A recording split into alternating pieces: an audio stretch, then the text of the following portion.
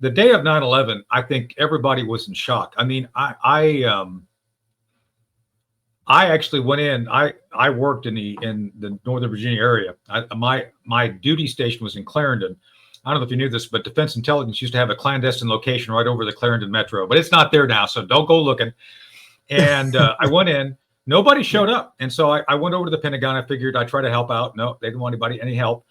So I went for a run. You know, being an Army guy, go for a run. You know, and it was the most eerie day of my life. So I went to the back, the POAC. You know, you saw Pete Hegstead, and they were doing pull-ups there a few days ago. Got my running stuff on, and I did a run from the Pentagon over to the Lincoln Memorial and back. I swear to God, John, I did not see a single person. As you know, they grounded all the airplanes. There was no airplanes coming in. And it was literally like the day the earth stood still. The only car that came by was a two-car caravan, which turned out to be Don Rumsfeld. Don told me he saw me later because I was the only runaround. So we kind of saw each other. And it was eerie. And I think people were completely just petrified by that event. So you kind of had a bird's eye view of it. Was that the way it was in your part of the woods over, you know, on your side of the country too, that people were just shocked by it? Oh, absolutely. 100%. They were shocked. They were angry. You know, I was there, you know, at that point, myself and some of my colleagues talked about, you know, joining me going into the Marine Corps because my family were Marines. So, you know, I talked about it, and in kind of retrospect, I regret not joining. A friend of mine actually who became career Army talked me out of it. She told me years later. She said, John, you know, you're in your career.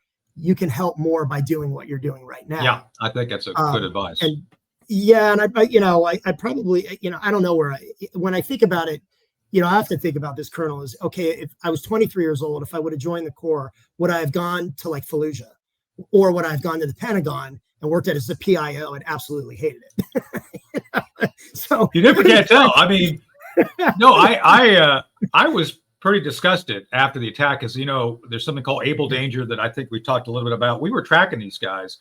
And then to find out that after we got shut down in January 2001, the very people that we were tracking, that we were stopped, which is still a mystery, by the way. It's going to be something that we're trying to get disclosure of, just saying.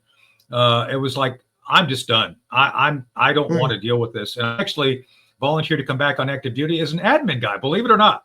I volunteered to be an admin guy. I was going to be on active duty as a major. I accepted a recall. Next thing you know, I am put in command of a unit, and this is not well documented, but we can talk about it at some other time. I ended up in charge of the unit that actually ended up doing covert operations in Northern Africa and in Mali. Actually, in one of my ops, you're going to laugh at this, we were using the Mali Camel Corps to go after terrorists in the Saharan desert. And I'm not joking. So there's a whole story there sometime we should talk about. But I think everybody was on their back foot. So after all of that, you make the transition, which is, you know, 2004. So after your trial by fire, do you think you made the right decision to jump into the big leagues? And I know the answer, because the answer is yes, you did. You did make the right decision. But it's a tough jump. It's tough to get. I mean, people don't recognize how difficult it is to make it in a market like New York, right? I mean, it's a tough jump. But, it's not a place you want to. It's not a place you want to start and make your mistakes on air. Thank you for watching that clip. If you like that, there's more. Go sign up at ColonelTonyShaffer.com. We have exclusive content that you can only get if you sign up and become a Sentinel member, Sentinel Circle member. So be sure and join us. We have deep dives. We have great guests, people who will probably surprise you, who's going to show up and talk about everything from 9/11 to the current state of politics and pop culture.